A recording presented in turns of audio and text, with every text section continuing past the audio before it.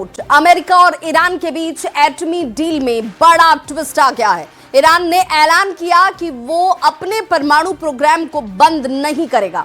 Oman पहुंचे Khamenei के प्रतिनिधि अली लारिजानी ने धमकी दी कि अमेरिका से बराबरी की डील की जाएगी। वहीं चीन ने ईरान को अपने सबसे घातक जंगी जेट J-20 को देने का सिग्नल दे दिया है। लेकिन इससे भी भयानक खबर ईरान के इस्फहान से आई।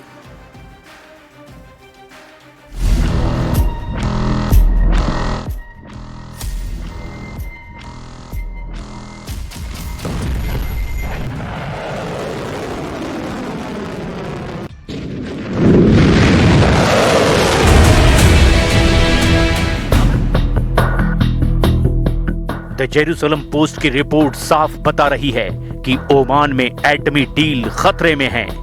ईरान अपनी जिद पर मजबूती से डट गया है।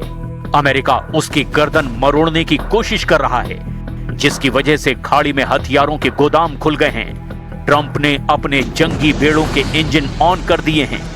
ईरान ने मिसाइलों के बेस के वीडियो दिखाने भी शुरू कर दिए हैं। इजराइल इन दोनों से ज्यादा भड़का हुआ है। यानी युद्ध का यलगार हो चुका है। अब की बार हमलों में सभी हदें पार होनी तय है, क्योंकि ईरान अपने वजूद के लिए लड़ेगा, अमेरिका अपने गुमान के लिए लड़ेगा और इजराइल सबसे बड़े दुश्मन के सफाई के लिए युद्ध में उतरेगा। ये युद्ध ईरान का अमेरिका और इजराइल के बारूदी हथियारों से नहीं, इस बार ईरान ने परमाणु धमाकों का बंदोबस्त कर लिया है। ईरान ने अपने इस्फहान एटमी अड्डे के सारे गेट सील कर दिए हैं। इस्फहान न्यूक्लियर साइट के टनल एंट्रेंस को कंक्रीट से भर दिया है। इस्फहान में अंडरग्राउंड कॉम्प्लेक्स के अंदर क्या चल रहा है अब कोई नहीं जान पाएगा। तो क्या इस्फहान से यूरेनियम, नातान्ज और फोर्डो शिफ्ट हो रहा है? क्या इस्फहान में खामनेई की रॉकेट फोर्स सीक्रेट बम टेस्ट करने वाली है? ईरान के पास एटम बम है, ये सिर्फ सुप्रीम लीडर खामनेई बता सकते हैं। लेकिन ईरान के पास एटम बम बनाने के सारे साधन हैं, ये तो दुनिया जानती ही है। ईरान ने ओमान न्यूक्लियर डील में ट्रंप से साफ कह दिया है कि वो परमाणु हथियारों का ईंधन यानी यूरेनियम संवर्धन पर रोक नहीं लगाने वाले हैं। ईरान ने ये भी शर्त रखी है कि उस पर लगे सभी इंटरनेशनल बैन फौरन हटाए जाएं। राष्ट्रपति पेजेश्कियान ने ओमान डील में ट्रंप से बराबरी का दर्जा देने की भी डिमांड की है। دید مذاکرات هسته‌ای که با کمک و حمایت همسایگان ما در کشور عمان آغاز شده فرصت بسیار خوبی برای حل و فصل عادلانه، منطقی، منصفانه و مرزی الطرفین این مسئله است. ما به دنبال تضمین حقوق خود بر مبنای معاهده عدم اشاعه از جمله در موضوع غنیسازی و رفع تحریم‌های ظالمانه هستیم.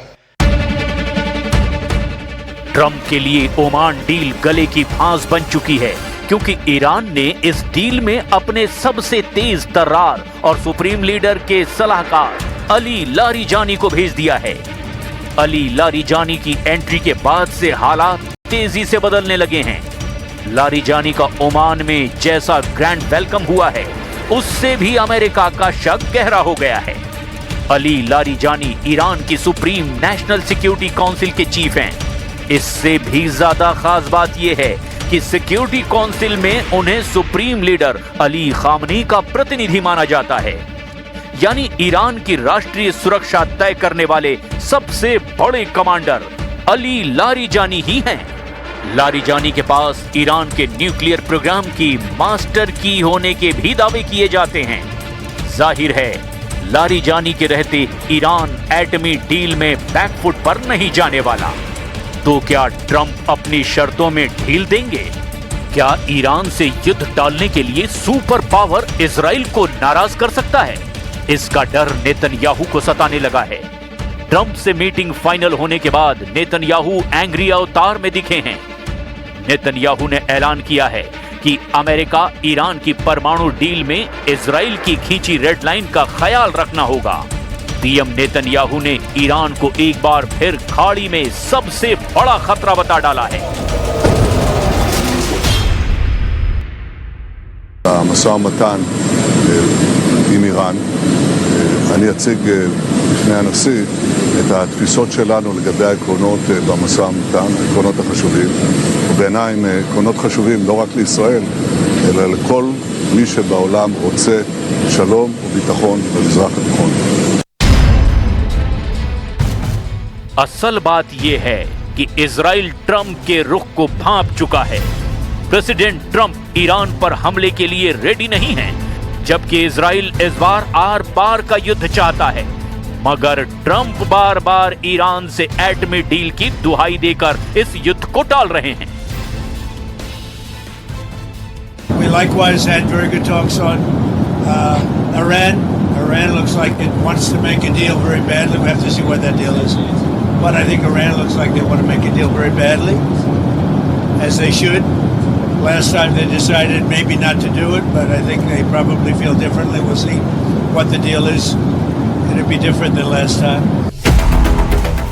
सभी बयानों पर ध्यान देने पर यह बिल्कुल क्लियर है कि ईरान अपने स्टैंड से टस से मस नहीं हो रहा। ईरान बातचीत के साथ युद्ध की पूरी तैयारी कर चुका है। ईरान को अपने हथियारों पर पूरा भरोसा है। अमेरिका को भी ईरान की मिसाइलों से डर लगने लगा है, खासकर उन सीक्रेट परमाणु अड्डों पर बने अंडरग्राउंड मिसाइल बेस से, जहां क्या चल रहा है ये किसी को अंदाजा नहीं। एस्फान एटमी साइट की सैटेलाइट तस्वीरों ने इस तिलिस्म को अब और ज्यादा उलझा दिया है। Institute for science and international security की वेबसाइट पर सैटेलाइट तस्वीरों से एस्फान के टनल नेटवर्क पर बड़ा खुलासा किया गया है।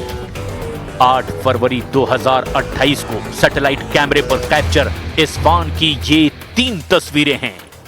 पहली तस्वीर में एस्फान एटमी अड्डे के दक्षिणी एंट्री गेट और साइट के बीच वाली सुरंग को बंद कर दिया गया है। दूसरी तस्वीर में परमाणु ठिकाने की उत्तरी सुरंग के एंट्रेंस को मिट्टी से भर दिया गया है।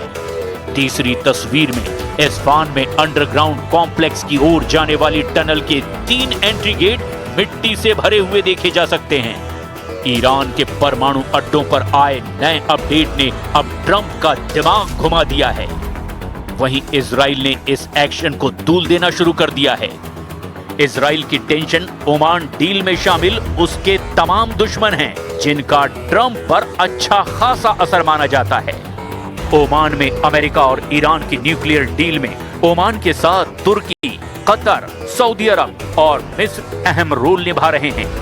इन सभी देशों से इजराइल की जानी दुश्मनी है। इजराइल मानता है कि उनके सभी दुश्मन देश ट्रंप को ट्रैप में फंसाकर उसका घाटा करवाना चाहते हैं। इसमें कोई शक नहीं कि मुस्लिम देश एटमी डील में ईरान को फायदा पहुंचाने की कोशिश कर रहे हैं। इसी वजह से ईरान ने अपनी शर्तों पर अब सख्त रुख अख्तियार कर लिया है। ट्रंप से परमाणु डील के लिए तैयार ईरान ने अपने मिसाइल प्रोग्राम पर किसी तरह समझौते से साफ मना कर दिया है। एटमी डील करने के लिए रेडी ईरान ने यूरेनियम संवर्धन रोकने से भी इनकार कर दिया है। ऐसे में ट्रंप को ईरान से एटमी डील में क्या मिलेगा? ईरान अगर एटमी हथियारों को बनाएगा तो उससे खतरा किसे है? सब जानेंगे कि आखिर ईरान का एटम बम इजराइल पर फटेगा। इजराइल से हुए अब तक के सभी टकराव में ईरान ने तो पूरी ताकत से हमला किया है। जिन एटमी अड्डों को ट्रंप और नेतन्याहू ने 12 दिन के युद्ध में बर्बाद कर डाला था, वो फिर से यूं ही नहीं एक्टिव किए गए हैं। ईरान धमकी दे रहा है कि सिर्फ डील नहीं, अब उसे कमिटमेंट चाहिए। कमिटमेंट ये कि आगे कभी भी अब ईरान को धमकी की जरूरत कोई ना दिखाए।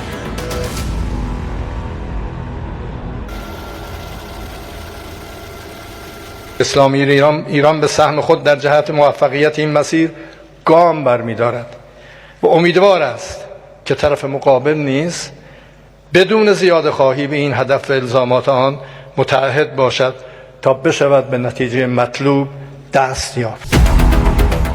अमेरिका के एटमी हथियारों की तैनाती के बाद भी ईरान के हौसले बुलंद हैं, क्योंकि ईरान के पास मुस्लिम देशों का बैकअप है। ईरान के पास रूस और चीन का फुल सपोर्ट है। हालांकि सुप्रीम लीडर को यह नहीं भूलना चाहिए कि युद्ध में ईरान का साथ देने गिने चुने दोस्त आगे आएंगे। वो भी किस हद तक साथ देंगे ये कोई नहीं जानता, मगर अमेरिका इजराइल का साथ मरते दम तक देगा। एटम बम के धमाकों की जरूरत पड़ेगी तो अमेरिका उससे भी पीछे नहीं हटने वाला, क्योंकि दुनिया में इकलौता अमेरिका है जिसने परमाणु हथियारों से हमले की जुर्रत दिखा रखी है।